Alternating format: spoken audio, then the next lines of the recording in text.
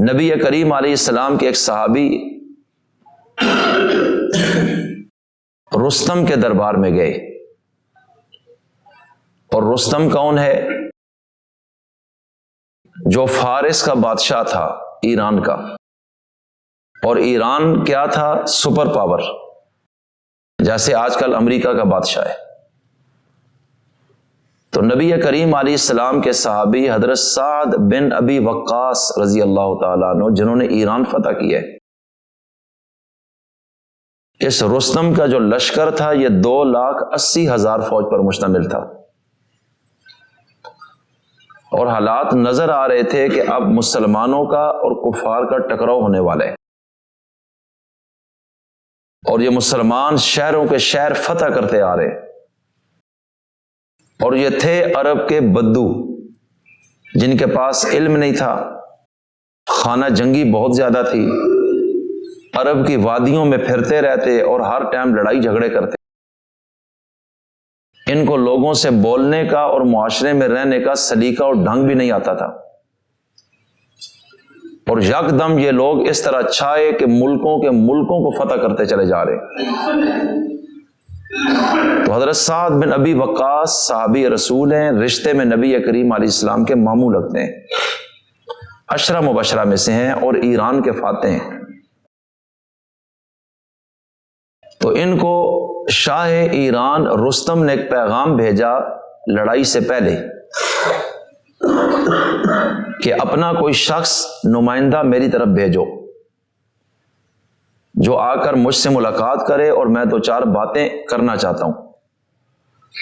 مطلب یہ تھا اس کے دماغ میں کہ میں کچھ ان کو سمجھاؤں گا اور کچھ صلح کا راستہ درمیان کا نکالتے ہیں، تاکہ جنگ و جدل اور لڑائی جھگڑا نہ ہو، کہ یہ باقی ملکوں پہ تو قبضہ کر گئے اور ہم سے بھی ٹکر لینے کے لیے پر توڑ رہے ہیں، اور ہم تو سپر پاور ہیں۔ تو حضرت ربعی بن عامر رضی اللہ تعالیٰ عنہ کو حضرت سعد بن ابی وقاص نے بھیجا کہ جاؤ رستم کے دربار میں ملاقات کے لیے بطور سفیر کے، اور ساتھ ایک جملہ بولا کہ اس کے دربار میں جانے کے لیے کسی خاص تیاری اور اہتمام کی ضرورت نہیں، بلکہ دین اسلام کی جو سادگی ہے اور اپنے سادہ لباس میں اسی طریقے سے جانا۔ عام طور پہ جب بندہ کسی صاحب حیثیت ہستی کو ملنے جاتا ہے تو معمول سے ہٹ کر تیار ہوتا ہے، نئے کپڑے پہنے گا، اپنے آپ کو بنائے سنوارے گا، اور بن ٹھن کے وہاں جائے گا کہ اگلا بندہ بڑی حیثیت والا ہے۔ اور سعد بن ابی وقاص اس صحابی کو فرما رہے ہیں کہ خاص تیاری کی ضرورت نہیں، کیونکہ ان کے دل و دماغ میں سپر پاور کے بادشاہ کی ویلیو کوئی نہیں تھی، کہ یہ ایک عام آدمی ہے، کوئی فرق نہیں پڑتا۔ اب دیکھیں اللہ کی مخلوق کا خوف کس طرح ان کے دلوں سے اللہ نے نکال لیا، کہ بالکل کسی کے روب ہی میں نہیں آتے تھے، وہ صرف اللہ کو بڑا مانتے تھے۔ یہ جو آواز لگتی ہے اللہ اکبر، یہ حقیقت میں ان کے دلوں میں چلی گئی تھی۔ تو خلاصہ یہ نکلا کہ یہ صحابی رسول ایک کمزور سے گھوڑے پر سوار ہوئے اور عام سادہ ہی کپڑوں میں چلے گئے،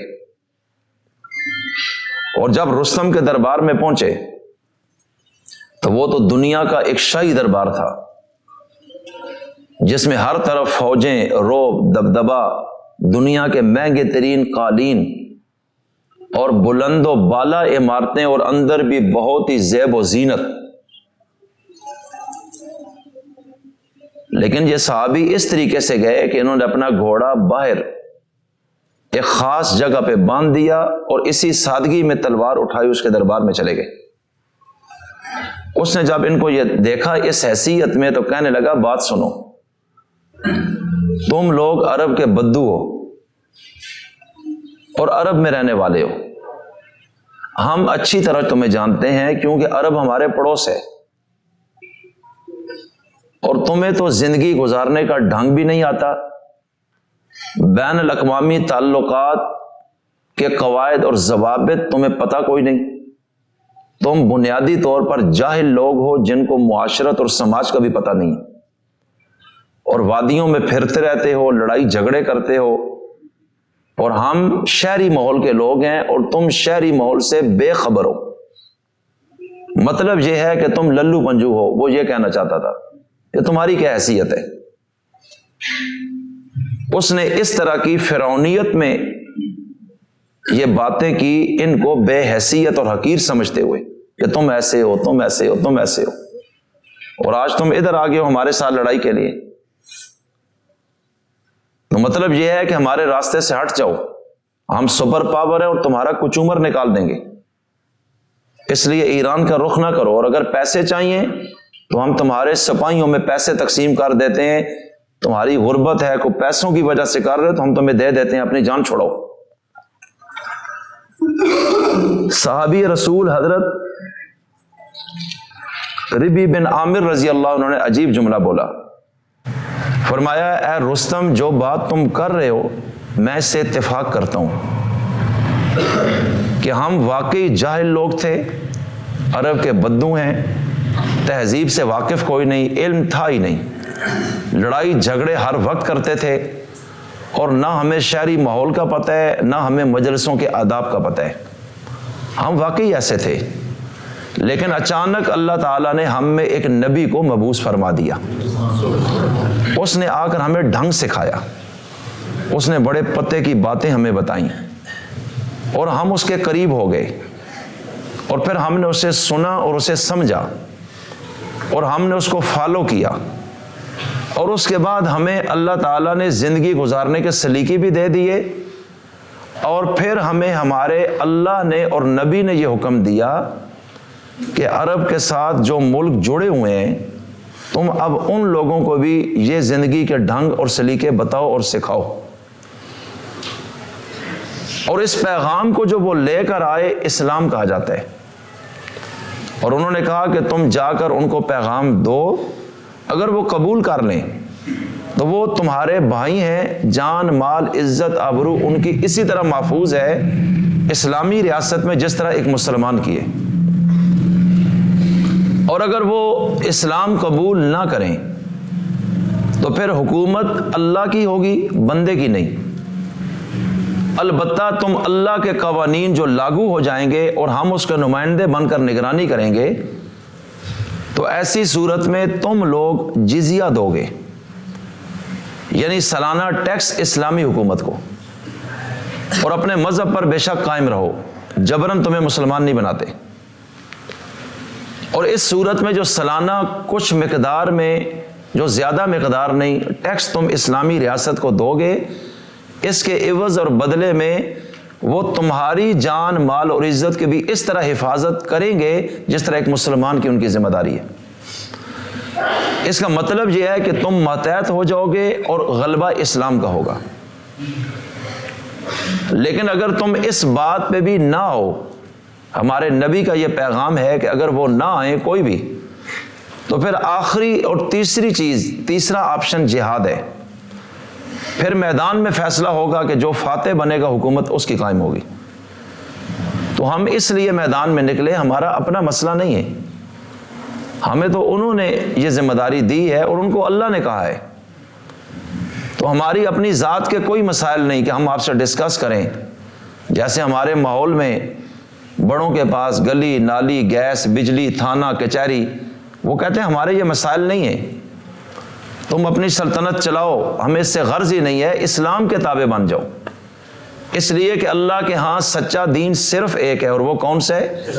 ابھی میں نے آیات کی روشنی میں آپ کو یہ بات بتائی۔ تو انہوں نے کہا ہم اسلام کے نمائندے ہیں، آپ سے کوئی لینا دینا نہیں ہے، لیکن اگر آپ اپنی اجارہ داری قائم کریں گے اللہ کے نظام کے مقابلے میں تو پھر ہم اللہ کے سپاہی بن کر کھڑے ہو جائیں گے۔ تو رستم نے جب یہ باتیں سنی تو ساتھ ہی اس صحابی نے ایک کمال کی بات کی جو پورے دین اسلام کا خلاصہ ہے۔ انہوں نے فرمایا بعثنا اللہ لنخرج العباد من عبادت العباد الى عبادت رب العباد ومن ضیق الدنیا الى سعة الآخرہ ومن جور الادیان الی عدل الاسلام. 3 باتیں ارشاد فرمائی رستم کے سامنے. دنیا کے سپر پاور کا بادشاہ ہے اور ٹانگیں نہیں کانپ رہی، پسینہ نہیں نکل رہا، بڑی خودداری کے ساتھ بادشاہ وقت سے یہ صحابی کھڑے ہو کے باتیں کر رہے. پھٹے پرانے کپڑے، کمزور سواری ہے، غربت کا ماحول ہے، اور اس کی جتنی بھی وجاہت اور دبدبہ ہے اس شخص پر اس کا اثر ہی کوئی نہیں پڑ رہا.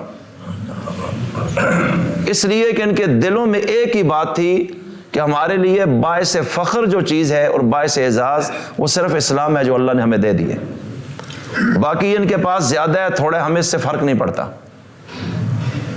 اس لیے کہ عزت دینے والا، رزق دینے والا، عہدہ دینے والا، اقتدار دینے والا کون ہے؟ بس ان کے دماغ میں یہ بات تھی کہ ہم جس ذات کے کام میں لگے ہیں ہماری ضروریات وہی پورے کرے گا، ہمیں ان سے کیا لگے. ہمیں تو ہمارے نبی نے انسانوں کی غلامی سے کھینچ لیا ہے، اس لیے ان کا رو بھی نہیں ہے ہمارے دماغوں پہ. یہ تھے اصل مسلمان جن کا میں ذکر کر رہا ہوں، اور کس طرح دنیا کے میدانوں کے وہ شاہ سوار بنے اور کس طرح بڑے بڑے تخت نشینوں کو گرا کر خود تخت نشین ہوئے. اور کبھی مال و دولت اور رعب و دبدبہ ان کو دبا نہیں سکا، ان کو خرید نہیں سکا، ان کو جھکا نہیں سکا. اور یہ ساری تربیت تھی میرے سچے اور پیارے رسول کی، نبی کریم علیہ السلام کی. اگر آپ سچے پیغمبر نہ ہوتے تو اتنا بڑا انقلاب نہ آتا. اور دنیا میں ایسی کسی قوم کی مثال نہیں جس طرح میں ان مقدس لوگوں کی مثال آپ کے سامنے رکھتا ہوں.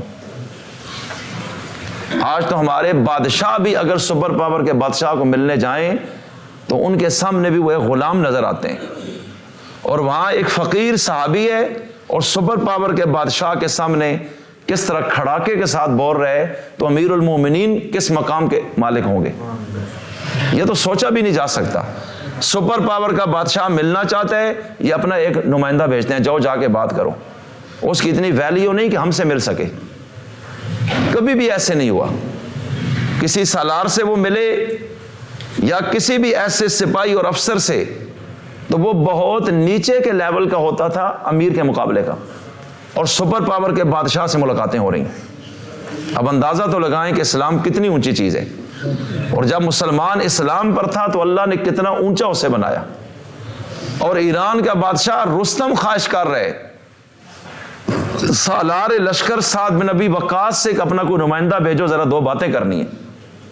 ورنہ ان کو کوئی غرض نہیں تھی کہ ہم اس کا چہرہ دیکھیں اور اس سے ملیں، کوئی غرض نہیں تھی ان کو. اب وہاں صحابی نے 3 باتیں کی ہیں، پورے اسلام کا خلاصہ انہوں نے 3 باتوں میں پیش کر دیا. بعثنا اللہ لنخرج العباد من عبادت العباد، کہ اے بادشاہ وقت ہمیں بھیجا ہے اللہ نے. کس نے بھیجا ہے؟ کیوں؟ تاکہ ہم نکال لیں، ہم کھینچ لیں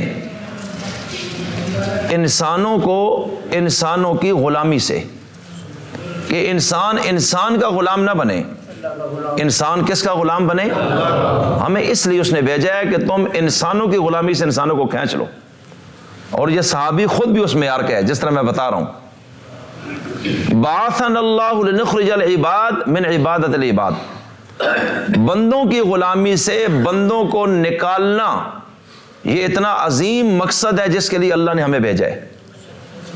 تو جب انسان کی غلامی سے نکال لو گے تو لے کے کہاں جاؤ گے؟ الی عبادت رب العباد، جو انسانوں کا رب ہے اس کی غلامی کی طرف لے کے جائیں گے. یہ پیغام اسلام ہے. بس ومن ضیق الدنیا الی سعۃ الآخرہ، کہ دنیا بڑی تنگ ہے، بے شک بہت بڑی نظر آئی، اور آخرت بڑی وسیع ہے. تو دنیا کی تنگی سے ہم لوگوں کو نکال کر آخرت کی فراوانی کی طرف لے کر جائیں، اس مقصد کے لیے اللہ نے ہمیں بھیجا ہے. ومن جور الادیان الی عدل الاسلام، اور ہمیں اس لیے اللہ نے بھیجا ہے کہ ہم جو مذاہب کی ظلم اور زیادتیاں ہیں ان سے نکال کر، سماج اور معاشرے کی زیادتیاں ہیں انسانیت کے اوپر، ان سے ہم بندوں کو نکال کر اسلام کے عدل و انصاف کی طرف لے کر چلے جائیں. اس مقصد کے لیے ہم دنیا میں آئے ہیں. اب آپ اندازہ لگائیں کہ کس طرح خوبصورت انداز میں اس صحابی رسول نے سپر پاور کے بادشاہ کے سامنے اپنا پیغام پیش کر دیا، اور ان کے دلوں پر رعب چھا گیا صحابہ کرام کا۔ اب ظاہر بات ہے وہ لوگ کہاں جزیاں دیں، سپر پاور کی آج بھی اس کے دماغ میں کبھی یہ آ سکتا ہے کہ کسی دنیا کے ملک میں 100% اسلامی نظام ہو اور ان کا نمائندہ آ کے سپر پاور کے بادشاہ سے بات کرے اور پھر سپر پاور یکدم اس اسلامی حکومت کے ماتحت ہو جائے اور کلمہ پڑھ جائے یا جزیہ دے کہ ان کے نیچے رہے؟ ایسے تو ہو ہی نہیں سکتا۔ تو رستم کے دماغ میں تو فرعونیت تھی اور گردن میں سریہ تھا، اس کی فوج 3.25 لاکھ میدان میں کھڑی تھی اور یہ صحابہ تو ہزاروں کی تعداد میں تھے، تو اس کے دماغ میں یہ تھا کہ ان کا تو میں کچومر نکال کے رکھ دوں گا۔ اور صحابی نے پھر کہا کہ بس یہ پیغام تھا جو بتا دی ہے، اگر مانتے ہو تو ہمارے بھائی بن جاؤ گے، نہیں تو جزیے پہ آ جاؤ، ٹیکس دو سالانہ، حکومت اللہ کی ہوگی، اگر یہ بھی نہیں تو پھر یہی تلوار اور یہی میدان ہے، یہ وقت بتائے گا کہ اللہ کس کی مدد کرتا ہے۔ پھر صحابہ کرام کے لشکر ایران میں جب داخل ہوئے، تھوڑے عرصے میں پورے ایران کو فتح کیا اور اسلام کا علم لہرا دیا۔ اللہ تعالیٰ نے مسلمانوں کے قدموں میں سپر پاور کو ٹکڑے ٹکڑے کر دیا، اور انہی صحابہ کرام کے ہاتھوں، اور حضرت سعد بن ابی وقاص ایران کے فاتح بنے، اور آج بھی ان کا بہت بڑا نام ہے، اور بلا کے جنگجو آدمی، اور بہت بڑی پلاننگ کرتے تھے جنگی میدان میں، اور ہمیشہ دشمن کے منصوبوں کو خاک میں ملا دیتے تھے۔ اور یہی سعد بن ابی وقاص ہیں جن کو ایک موقع پر نبی کریم علیہ السلام نے فرمایا کہ اے سعد، دشمن پر تیر پھینکو، میدان جہاد میں دشمن پر تیر برساؤ، تو جو سعد پر مجھ محمد کے ماں باپ بھی قربان ہو جائیں۔ یہ وہ صحابی رسول ہیں، اور سپر پاور کو اللہ نے ان سے فتح کروایا ہے۔ اللہ تعالی ہمیں صحابہ کی عزت اور ادب کرنے کی توفیق عطا فرمائے۔